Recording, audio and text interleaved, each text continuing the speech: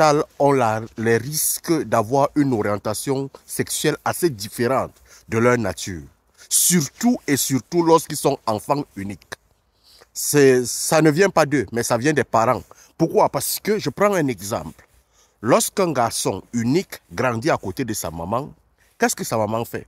La plupart du temps, sa maman se retrouve en train de mettre l'huile, en train de faire les soins corporels à cet enfant, en train de faire pratiquement tout, de l'amener dans les activités des femmes. L'enfant ne participe qu'aux activités des femmes. Il va se retrouver assis dans un salon de pédicure, manucure. Maman est en train de faire les ongles. À un certain temps, il va tendre la main. Ma, je veux aussi ceci. On va se retrouver qu'on a mis un peu de vernis sur ses mains. Sa maman va se retrouver en train de mettre non seulement le lait du corps, mais aussi le lait du visage. Elle va faire les soins des cheveux. Elle va tout faire. Elle va amener l'enfant à faire pratiquement tout ce que les femmes font.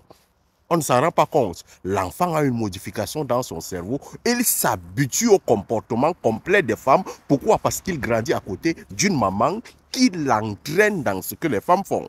Quand il va devenir un homme et il sera prêt à se marier, vous allez vous rendre compte que dans le foyer, il se comporte comme une femme. Ne vous posez pas la question, c'est l'éducation de base qu'il a eu. C'est la personne qui l'a éduqué. La personne l'a éduqué par direct, selon une orientation qui est une orientation complètement féminine. C'est la même chose avec les filles qui partent avec leur papa. Une fille qui grandit seulement avec son papa, elle va se retrouver qu'elle est en train de regarder le football, elle va se retrouver qu'elle est en train de regarder ceci, elle va se retrouver qu'elle peut accompagner son père dans les milieux des hommes, là où on boit le vin, elle va se retrouver qu'elle accompagne son père dans un salon de coiffure, donc elle va demander à son père que papa, on me coupe aussi les cheveux comme les hommes.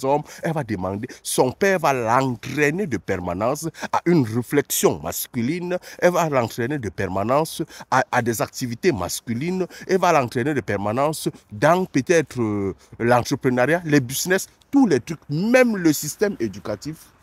Le système éducatif de cet enfant sera affecté parce que quel est le parent qui l'éduque? C'est un parent d'un sexe différent. Et l'éducation d'un sexe différent, ça entraîne quoi? Ça entraîne des habitudes différentes par rapport à son sexe. C'est normal. C'est pour ça qu'on se retrouve qu'en Europe, beaucoup d'enfants qui grandissent avec les mères célibataires ont tendance à avoir des orientations. Beaucoup d'enfants qui grandissent avec ceci ont des orientations. C'est pour ça qu'il faudrait un oncle, au moins un oncle, à côté de cet enfant pour pouvoir l'inciter, pour pouvoir le materner, pour pouvoir le rappeler que tu es un homme, tu n'es pas une femme. Mais si ce n'est que la maman, si ce n'est que le papa, il ne va pas s'en rendre compte, il se dit qu'il fait bien. Mais ce qui est là, il modifie la psychologie de l'enfant.